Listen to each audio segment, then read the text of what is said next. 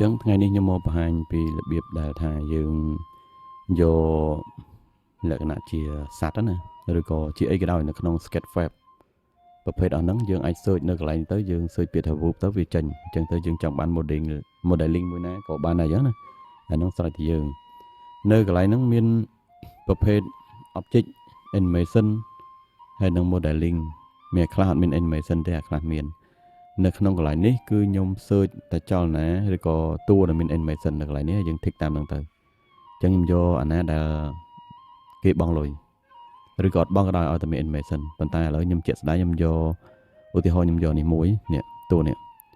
ជា call wolf warrior អញ្ចឹងចុចលើហ្នឹងទៅជាក់ស្ដែងតួហ្នឹងមានចលនាដូចយើងឃើញស្រាប់អានេះចលនាឈរណានៅក្នុងមានចលនា3ចលនា run អានេះរត់ផុសវាហ្នឹងយើងមើលទៅហើយបន្ទាប់មកទៀតមានចលនាវាយប្រហារអញ្ចឹងទៅអញ្ចឹងលក្ខណៈបែបហ្នឹងបើសិនជាយើងបានប្រភេទ file ហ្នឹងពីក្រុមផ្សេងឬក៏ពី website ណាក៏ដោយប្រកាសជាជួបបញ្ហាអញ្ចឹងទៅខ្ញុំមកបង្ហាញពីចំណុចហ្នឹងបន្តិចអញ្ចឹងនៅក្នុង iClone របស់ខ្ញុំនេះខ្ញុំបើកវាឲ្យស្រេចហើយបន្ទាប់មកទៀតខ្ញុំមានតួដែលខ្ញុំយកមកមិញហ្នឹងអញ្ចឹងណាតួខ្ញុំយកមកមិញដាក់ចូលទៅភ្លាមហ្នឹងគឺវាអត់ស្គាល់ទេវាអត់ស្គាល់ texture អញ្ចឹងទៅយើងអាច copy location ដាក់ texture វាបន្តិចទៅយើង select លើវាមួយចូលនៅកន្លែងនេះselect លើ layer របស់វាហ្នឹងទៅ material name ហើយ double click ហើយយើងប្រើ location ដល់ពេលដាក់ texture ទៅគឺវាស្គាល់ខ្លួនឯង automatic អញ្ចឹងអានេះគឺជាតួអញ្ចឹងតួហ្នឹងមានចលនាអញ្ចឹងអ្វីដែលយើងបានមកហ្នឹងគឺថាយើងអូសអា FBX ម្ដងទៀតកងពីលើតួហ្នឹងអញ្ចឹងកាលណាកងពីលើតួហ្នឹងទៅវាសួរយើងថាដាក់ចលនាទាំងអស់ចូលអត់អញ្ចឹងចលនាមិញវាមាន3អានេះចលនាឈរដែលអត់មានចលនាទេអញ្ចឹងទៅខ្ញុំអត់យកទេចលនាមិញមាន3មាន stand ទៀតតែ stand ហ្នឹងខ្ញុំតេស្តឲ្យវាអត់មានទេឥឡូវដាក់ក៏ដាក់ចុះយើងក៏ចុច OK ពីលើវាទៅហើយបន្តទៀតអាចលនាហ្នឹងគឺយើងនឹងបាននៅក្នុងតួហ្នឹងអញ្ចឹងណា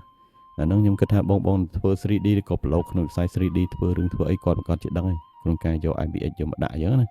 ដែលមានចលនាយើងលក្ខណៈបែបហ្នឹងមិនថា download ពី Misamo ឬក៏អីផ្សេងក៏លក្ខណៈបែបហ្នឹងដែរវាអត់មានអីខុសគ្នាទេនៅកន្លែងនេះយើងមានពាក្យថា perform មិញចលនាយើងដាក់មិញណាអញ្ចឹងទៅខ្ញុំយក13ទេ attack run និង stand ខ្ញុំយក attack មុនហើយបន្តទៀតខ្ញុំឲ្យវា error position នៅកន្លែងនោះសិនខ្ញុំអត់តសេរីទេខ្ញុំដាក់ចលនា run មួយទៀត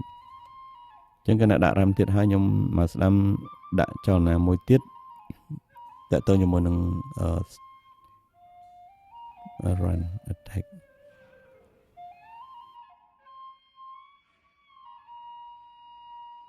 ចឹងនេះអត់ត្រូវទេមកស្ដាំយកពាក្យថា perform stand អូខេចលនាមាន3អញ្ចឹងណាហើយខ្ញុំមក frame ទី0វិញហើយបន្តទៀតខ្ញុំសេរីវាឲ្យត្រូវទីតាំងដោយសារតែនេះវាលក្ខណៈដូចជាផ្ដេកហើយអញ្ចឹងខ្ញុំឈរលក្ខណៈបែបហ្នឹងវិញ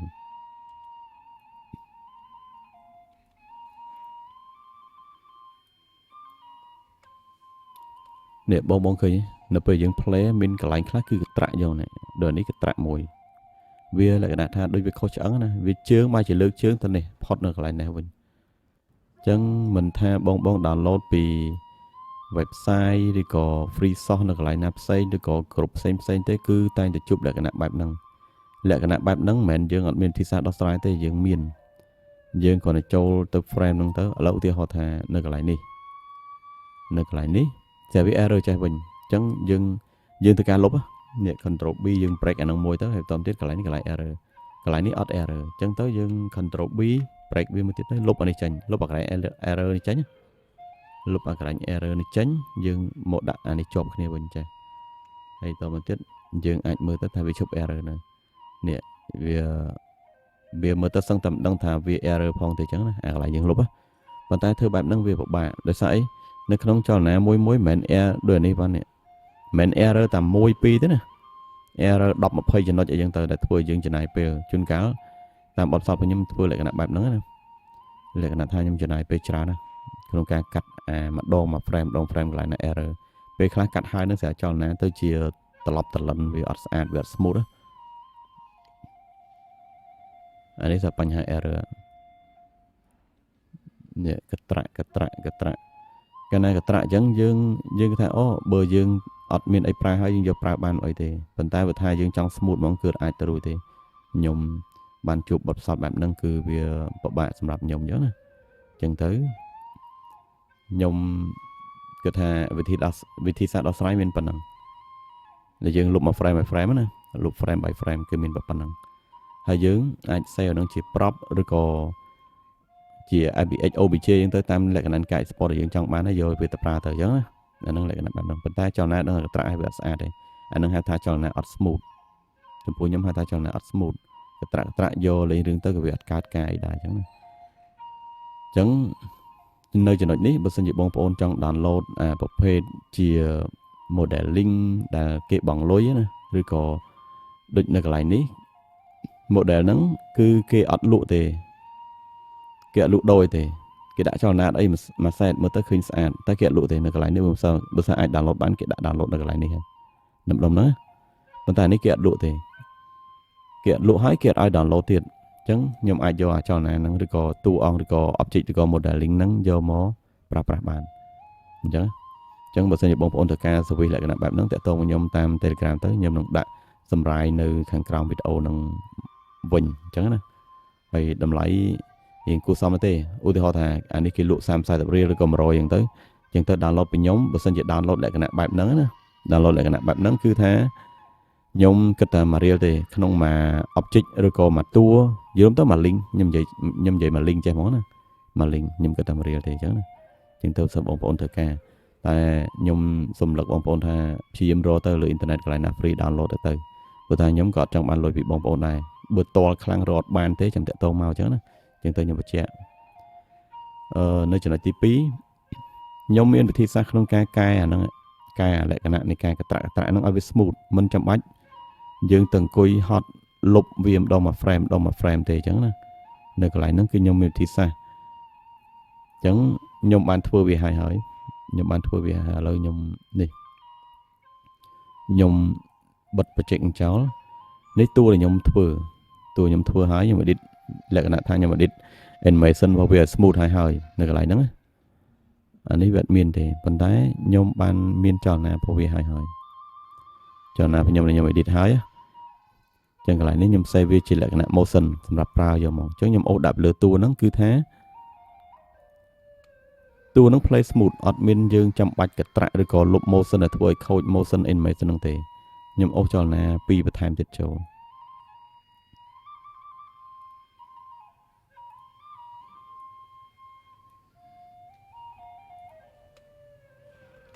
ចឹងខ្ញុំ play តាំងពីដើមមកវិញមកចឹងចលនាហ្នឹងគឺថា smooth យកមកអានេះខ្ញុំ end frame វាត្រឹម211ហើយបន្តមកទៀតខ្ញុំឲ្យវា play loop នេះដូចបងឃើញស្រាប់ហើយចឹងចលនាហ្នឹងគឺអត់កត្រាក់ទេចឹងលក្ខណៈការធ្វើបែបហ្នឹងបងប្អូនត្រូវចំណាយបន្ថែមបន្តិចទៀតតាក់ទងជាមួយនឹងការធ្វើបែបហ្នឹងណាព្រោះថាចលនា smooth ហ្នឹងអត់ស្រួលធ្វើទេគឺពិបាកធ្វើហើយអាហ្នឹងបើសិនជាបងប្អូនត្រូវការទេតែបើសិនជាបងប្អូនគិតថាទទួលយកវិធីសាស្ត្រទី1បានក៏ធ្វើទៅ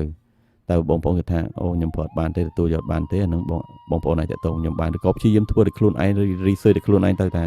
ធ្វើមិនបានវា smooth លក្ខណៈបែបហ្នឹងអញ្ចឹងណាហ្នឹងការសិក្សាស្រាវជ្រាវគឺសំខាន់សម្រាប់បុគ្គលម្នាក់ៗអញ្ចឹងណាអញ្ចឹងទៅខ្ញុំលើកទឹកចិត្តឲ្យបងប្អូនទោះជាយ៉ាងម៉េចក៏ដោយក៏ព្យាយាមធ្វើដោយខ្លួនឯងឲ្យអស់ចិត្តសិនទៅចាំតាក់ទងមកព្រោះថាយើងរកលុយ online YouTube អីក៏ដោយ Facebook ក៏ដោយយើងអត់ស្រួលទេការរកលុយជាមួយនឹង online ណាអញ្ចឹងទៅអ្វីដែលយើងមិនគួរចំណាយយើងកុំចំណាយតែបើថាយើងតល់ហើយយើងចង់បានហើយអាហ្នឹងយើងអាចចំណាយបន្តិចតួចអញ្ចឹងណាដើម្បីផ្ដំឡាយដល់ការស្រាវជ្រាវអញ្ចឹងក្នុងការចែករំលែកខ្ញុំចំពោះmodeling ដែល download មកពី Sketchfab អីនឹងផ្សេងហ្នឹងគឺមានតែលក្ខខណ្ឌប៉ុណ្្នឹងទេ download មកផ្សេងយើងសេរីឲ្យ smooth ផ្សេងនិយាយរួមជាខ្លីណាហើយខ្ញុំសូមបន្ថែមតិចទៀតទៅជាមួយសេវាកម្មរបស់ខ្ញុំសេវាកម្មរបស់ខ្ញុំដូចបងប្អូននឹងស្រាប់ហើយមិញខ្ញុំទទួល download object animation modeling ដែលមាន animation ឬក៏អត់ animation ក៏ដោយឲ្យតែបងប្អូនចង់បាន download ពី Sketchfab នេះណា download បាននឹងបើសិនជា download អ្នកការទី1បងប្អូនយក modeling ទៅសេរីខ្លួនឯងនឹង គិតតែមួយរៀលទេតែបើសិនជាបងប្អូនចង់បាន animation smooth ដែលចង់ឲ្យខ្ញុំជួយធ្វើណាអានឹងអាចធ្វើឲ្យបានទៀតអញ្ចឹងតម្លៃបន្ថែមតិចតួចហ្នឹងបងប្អូនអាចបន្ថែមពីលើនឹងតិចតួចណាដើម្បីបានចលនាលក្ខណៈបែបហ្នឹងព្រោះថាវាអត់ស្រួលធ្វើទេពិបាកធ្វើមែនតើអញ្ចឹងសេវាកម្មទី2ហ្នឹងគឺថាខ្ញុំក៏ទទួល download object modeling ពី website fab.com ដែរ website fab.com ដូចបងប្អូនដឹងស្រាប់ហើយ website fab.com គឺថាមានសម្រាប់បងប្អូនតាក់ទងជាមួយ Unreal Engine បងប្អូន Unreal Engine គាត់ប្រើ fab.com ដើម្បី download ដូចជាប្រភេទប្លង់អញ្ចឹងទៅឬក៏តួអង្គឬក៏ animation ឬក៏ tool A1 ផ្សេងឬក៏ plugin ផ្សេងដើម្បីសម្រួលដល់ការងាររបស់គាត់ប៉ុន្តែកុំភ្លេចថានៅក្នុងនោះអត់ថោកទេដូចនេះលក់11រៀលគ្រាន់តែប្លង់ប៉ុណ្ណឹងដូចអានេះ modeling របស់វាហ្នឹងលក់ឡើងមែនគាត់ថា personal សម្រាប់ប្រើប្រាស់លក្ខណៈ personal 129បើសិនជាតាមបណ្ដាក្រុមហ៊ុនរង្វាន់គេលក់ដល់ 249.99 អញ្ចឹងថ្លៃអញ្ចឹងបើសិនជាបងប្អូនដែលទើបតែចាប់ផ្ដើមរៀនអីវ៉ាន់ផ្សេងដែលធ្វើការជាបុគ្គលឬក៏ធ្វើការជាក្រុមរលុយអនឡាញអីលក្ខណៈបុគ្គលរបស់គាត់ហ្នឹងគឺថាថ្លៃមែនតើអាចថាពេលខ្លះគាត់ទិញអាហ្នឹងឲ្យក្រខ្លួនអាចថាបានដែរវាថ្លៃពេកអញ្ចឹងទៅខ្ញុំមានសេវាកម្មរកលក្ខណៈបែបហ្នឹងបើសិនបងប្អូនចង់បានប្រភេទណាមួយនៅក្នុង Fab ណាបោះ link ឲ្យខ្ញុំមួយមកខ្ញុំឆែកមើលបើសិនជាមានក៏មានបើសិនជាអត់ខ្ញុំប្រាប់ទៅតាមហ្នឹងអញ្ចឹងហើយតម្លៃក៏គួរសមទៅតាមហ្នឹងដែរតម្លៃខ្ញុំគិតតាមប្រភេទតម្លៃខ្ញុំអាចនេះណាអាចចរចាគ្នាបានអញ្ចឹងណាព្រោះថាពួកហ្នឹងកាលណាយើងយកវាមកហ្នឹងក៏វាមិនថោកណាស់មកដែរប៉ុន្តែគាត់ដឹងតម្លៃថោកជាងនឹងឆ្ងាយមែនតើពេលខ្លះតម្លៃវាលក់100ជាងខ្ញុំអាចនឹងសេរីតម្លៃត្រឹមតែជាង10រៀល20រៀលក៏អាចថាបានអញ្ចឹងណាអញ្ចឹងទៅចំណុចហ្នឹងបងប្អូនត្រូវបោះ link ឲ្យខ្ញុំឆែកមួយទៅខ្ញុំអាចឆែកមើលម្ដងមួយតាមអីដូចពួកនេះអានេះ VFX ឬក៏គេហៅថា effect ហ្នឹងអញ្ចឹងទៅគេលក់ប្រហែលទៅ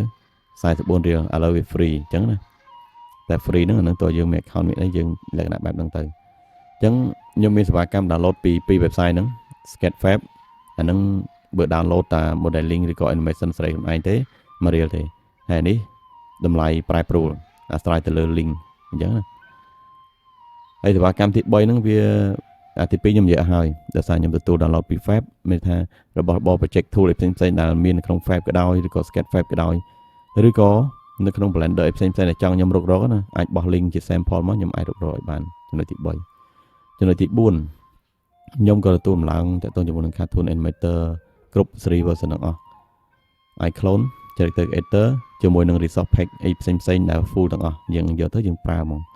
ក smooth ណាហើយបញ្ជាក់តិចថាឧទាហរណ៍ដូចនៅក្នុងកម្មវិធី iClone របស់ខ្ញុំនេះគឺខ្ញុំបើកអ៊ីនធឺណិតប្រើអត់មានបញ្ហាទេអត់មានចាប់ license មានអីទេមានបងប្អូនខ្លះគាត់និយាយថាប្រើ iClone នេះទៅគាត់ត្រូវការបិទអ៊ីនធឺណិតហ្មងជាចាំបាច់ដោយសារវាចាប់ crack តែខ្ញុំអត់ទេកាលណាឲ្យខ្ញុំឡើងឲ្យគឺបើកអ៊ីនធឺណិតប្រើមួយស្រីអត់មានអីជាបញ្ហាសម្រាប់ខ្ញុំទេចំណុចហ្នឹងខ្ញុំអាចធ្វើបានអញ្ចឹងណាអញ្ចឹងទៅខ្ញុំធានាថាមកស្រួលប្រើបងប្អូនអញ្ចឹងតើតងជាមួយនឹង CapCut ក៏ខ្ញុំមានលក់ដែរអញ្ចឹង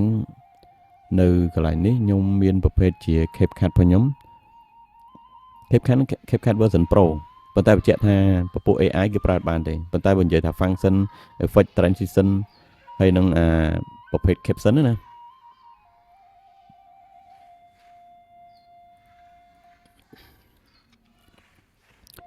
ប្រភេទដែលវានៅមួយជួរនេះអាយ៉ាអានេះ link media អត់ត្រូវសារតែខ្ញុំលុប file ដើមបាត់ហើយអញ្ចឹងនេះ Oyo text sticker effect transition caption filter adjustment មួយជួរនេះគេប្រើបានទាំងអស់អានេះ version 3.9 ប៉ុន្តែខ្ញុំអាចប្រើបានទាំងអស់អញ្ចឹងបញ្ជាក់នៅកន្លែងហ្នឹងថាខ្ញុំក៏មានលក់ប្រភេទ CapCut ប្រភេទហ្នឹងដែរអញ្ចឹងបើសិនជាបងប្អូនត្រូវការអាចតាក់ទងមកតាម Telegram របស់ខ្ញុំអញ្ចឹងខ្ញុំមានប្រភេទជា service 4-5 ចំណុចហ្នឹងបើសិនជាបងប្អូនត្រូវការប៉ុន្តែខ្ញុំលើកចិត្តឲ្យបងប្អូនព្យាយាមស្វែងរករបស់របរទាំងអស់ហ្នឹង free លើអ៊ីនធឺណិតព្រោះថាការសិក្សាស្រាវជ្រាវសំខាន់ការ share នៅលើ website អីផ្សេងឬក៏កន្លែងផ្សេងគឺក៏មាន share ដែរបើសិនជាមានណាបងប្អូនរកអស់ចិត្តសិនទៅខ្ញុំអត់ចង់បានលុយពីបងប្អូនទេខ្ញុំទទួលសេវាកម្មតែរបស់ដែលបងប្អូនធ្វើអត់បានតែខ្លួនឯងឬក៏រត់បានដល់នឹងខ្ញុំទទួលតែថាមានលើអ៊ីនធឺណិតដែរបងប្អូនអាចរកបានដែរមិនចាំប្រើសេវាកម្មខ្ញុំទេដូចខ្ញុំបញ្ជាក់ហើយបញ្ជាក់ទៀតថាលុយពិបាករកការរកអនឡាញគឺពិបាក ចឹងទៅបងប្អូនសិក្សាស្រាវជ្រាវបានច្រើនទៅជាចំណេះដឹងផ្ទាល់ខ្លួនយកវាទៅដាក់ក្នុងខ្លួនទៅវាជារឿងប្រពៃសម្រាប់បងប្អូនចឹងណាចឹងទៅបើសិនជាតល់ខ្លាំងរត់បានអីទេអស់លទ្ធភាពនឹងរកហើយតាក់ទងមកតែបើសិនជាបងប្អូនរកបានអីដោយខ្លួនឯងទេខ្ញុំលើកទឹកចិត្តកុំចំណាយលុយមកលើសេវាកម្មពួកខ្ញុំនេះព្រោះថាខ្ញុំអត់ចង់ឲ្យបងប្អូនចំណាយទេប៉ុន្តែបើថារមឃើញហើយយើងចាំបាច់ត្រូវចំណាយក៏ចំណាយចោះអញ្ចឹងណាអញ្ចឹងទៅការបង្ហាញខ្ញុំតាក់ទងជាមួយនឹងប្រភេទ modeling ពី Sketchfab អីផ្សេងៗនិងសេវាកម្មផ្សេងៗទិញទូចហ្នឹងគឺថាមានតែប៉ុណ្្នឹងទេអញ្ចឹងសង្ឃឹមថាបងប្អូនរីករាយនឹងទូយកនៅអ្វីខ្ញុំអាចចែកម្លែកអញ្ចឹងណាហើយនៅមានរបស់របរដែល free ឬក៏ animation ឬក៏ modeling object ផ្សេងៗ free នៅក្នុង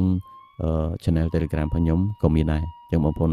ធ្លាប់ឃើញខ្ញុំ share កន្លងមកហើយអញ្ចឹងអាចចូលទៅ download របស់ free ទាំងអស់ហ្នឹងបានហ្នឹងហើយអរគុណច្រើនបងប្អូនអរគ្នា